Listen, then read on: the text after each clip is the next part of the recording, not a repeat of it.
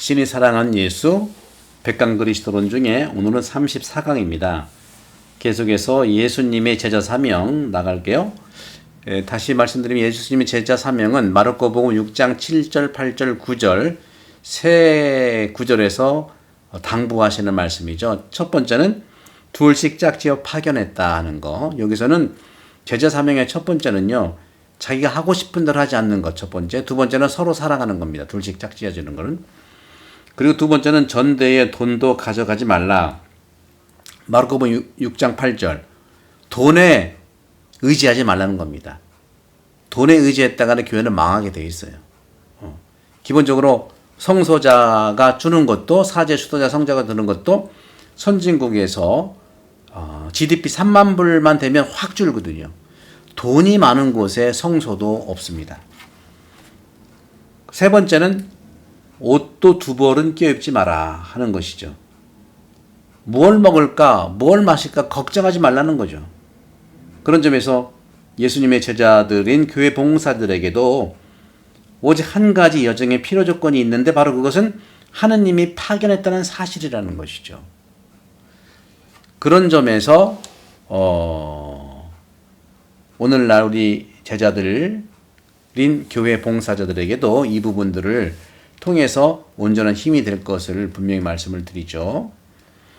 이렇게 하느님의 사자, 하느님의 파견자 또는 전령은 다른 것에 의지하지 말아야 한다는 것입니다. 어떤 거죠? 나 자신의 어떤 생각, 내가 하고 싶은 대로 하는 것에 의지하지 말고, 두 번째는 돈에 의존하지 말고, 또 세상 걱정에 의존하지 말라. 결국은 하느님께서 예수님을 통해서 파견하신 것, 그 파견과 사랑만 생각하라. 중심에 두고. 그래서 여기에 바로 다른 것에 의지하지 말아야 하고, 그런 점에서 그리스도의 배는 순풍을 만나든 역풍을 만나든 모든 조건들에서 어떤 한계를 만나면서 항해를 하게 되어 있다는 것이고, 그렇기 때문에 바로 다른 것에 의지할 수 없다는 말씀을 하시는 겁니다. 필요하죠. 돈도 필요하고 세상 이런 그 방법들이 왜 필요하지 않겠습니까? 하지만 궁극적으로 거기에 목표를 두지 말라는 거예요.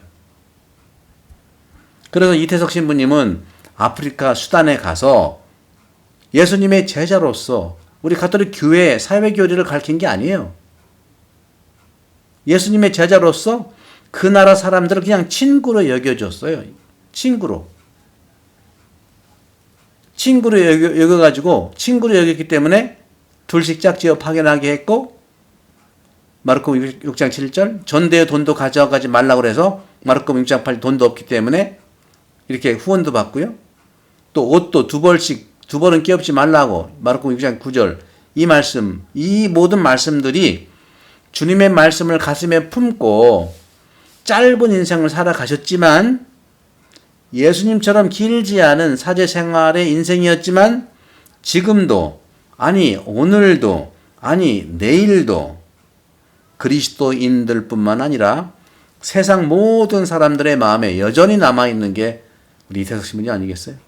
그분의 가치관과 인생관이 예수 그리스도의 인격이었기 때문에 그렇다는 말씀이죠.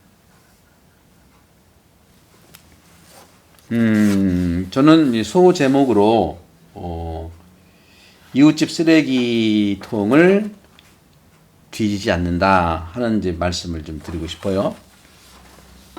코비드19로 인해서 그동안 2년 반 동안 많이 줄어들었지만 살다 보면 잔치에 초대받는 경우가 생깁니다.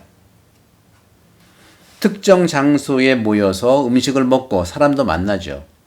그런데 복음서를 가만히 보면, 특별히 루카복음 5장 29절에 보면요, 예수님께서 먹고 마시는 것을 종종 보아요. 특히 레위가 자기 집에서 예수님께 큰 잔치를 베풀었어요. 루카복음 5장 29절이죠. 아마도 그에게는 새로운 삶이 시작됐기 때문이 아닌가 하는 생각을 해볼 수 있겠습니다. 세간 레위가 바로 나를 따르라는 예수님 말씀을 듣고 즉시 모든 것을 버려둔 채 그분을 따랐다는 거죠. 회개입니다. 레위가 그저 죄인이라 회개한 것만이 아니라 죄의식과 비난과 손가락질을 하는 세간의 시선에서 처음처럼 온전히 자신이 되는 길을 선택한 것입니다. 예수님은요, 바리사이파와 율법학자의 부정적인 시선을 가지고 있지 않습니다. 예수님은 항상 초대받은 이웃 사람의 집에 가서 함께 식사하고 함께 어울리지, 그 집에 나와 관계없는 그 집안에 더러운 것이 잔뜩 들어가 있는 쓰레기통을 뒤지지 않고 그렇게 하지 않아요. 다시 말하면 예수님은 초대받은 이웃 사람의 집에 가서 쓰레기통을 뒤지고 더럽다, 좋지 않다 하고 판단하지 않는다는 거예요. 왜 털어서 먼지 안 나는 사람이 없겠습니까? 그리고 그 먼지를 정말 인정하고 관여하지 말라 그런 말도 아니에요. 저는 예를 들어서 고해성사 이렇게 드릴 때 어떤 분이 예를 들어서 꼬마가 아니면 누구라도 저는 누구를 미워했습니다. 그럼 저는 그래요. 미워한 건 죄가 아닙니다. 하지만 반복적으로 미움을 계속 가지고 일어난다면 그것은 죄입니다. 그러니 미움의 감정은 나한테는 옳지만 미움에 빠지지 말고 그 미움의 메시지를 찾아서 미움을 반복적으로 하지 않도록 주님께 의탁하십시오. 그렇습니다. 예수님은 판단하지 않습니다. 예수님은 레위가 죄의식을 갖지 않고 온전한 자기 자신이 되도록 손을 내밀 뿐입니다. 예수님은 레위를 죄인이라고 비판하거나 단죄하지도 않습니다. 또 부정한 위치에 있는 자라고 탓하지도 않아요. 세간 사람들이 저 사람은 죄인이라고 얘기를 하죠. 물론 요아kim 예레미야스 복음서 안에서 죄인 누구냐 했을 때 두 가지를 얘기했죠. 하느님의 계명을 지키지 않는 사람이 죄인이고 또 한 가지는 정말 천한 일이라는 건 뭐 수준이 낮다는 것이 아니라 하지 말아야 되는 그런 일들, 고리대금업자라든가 남을 등쳐먹는 일이라든가 이런 일들, 그런 점에서 저는 노래들 중에 이런 노래가 기억나요. 난 너의 좋은 데를 안단다 라는 노래예요. 이 노래처럼 예수님은 늘 품고 있던 죄의식으로 자기 자신마저 불신했던 레위를 처음처럼 자신이 되고 스스로의 좋은 데를 알도록 불러낸 거예요. 사랑은 옳다, 그르다, 맞다, 틀리다 등의 말로 판단받아서는 안 됩니다.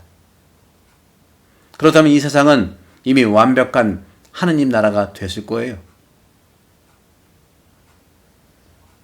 맞는 말과 맞지 않는 말이 그 사람에게 언제 어떻게 정말 어떤 도움을 주는지 살펴봐야 합니다. 오히려 맞는 말이 상대의 가슴에 비수가 되어 찌를 수가 있기 때문에 그렇죠. 사랑은 내가 좋아하는 사람만 사랑하는 것이 아닙니다. 늘 제가 영혼돌봄에서 얘기했고 많은 영혼돌봄의 과정에서 얘기했지만 사랑은요 기다립니다. 애고는 원합니다. 기다린다 하는 것과 원한다는 것 차이가 있죠. 그런 점에서 맞는 말과 맞지 않는 말이 그 사람에게 언제 어떻게 정말 어떤 도움을 주는지 구체적으로 살펴봐야 합니다. 오히려 아까 말씀드린 맞는 말이 비수가 될 수 있거든요. 그렇기 때문에 사랑은 내가 좋아하는 사람만 사랑하는 것이 아니라 나를 핍박하는 자를 사랑하는 것이 예수님의 사랑이에요. 하지만 소시오패스와 같이 병자들한테 이용당하는 것은 막아야 됩니다. 그럼에도 불구하고 예수님에게 레위는 원수도 죄인도 아니었기 때문에 사랑하지 않을 이유가 없었던 것이죠. 그런 점에서 저는 요 정도의 말씀을 좀 드리고 나서 계속해서 다음 시간까지 또 나누겠습니다. 성부와 성자와 성령으로 강력합니다. 감사합니다.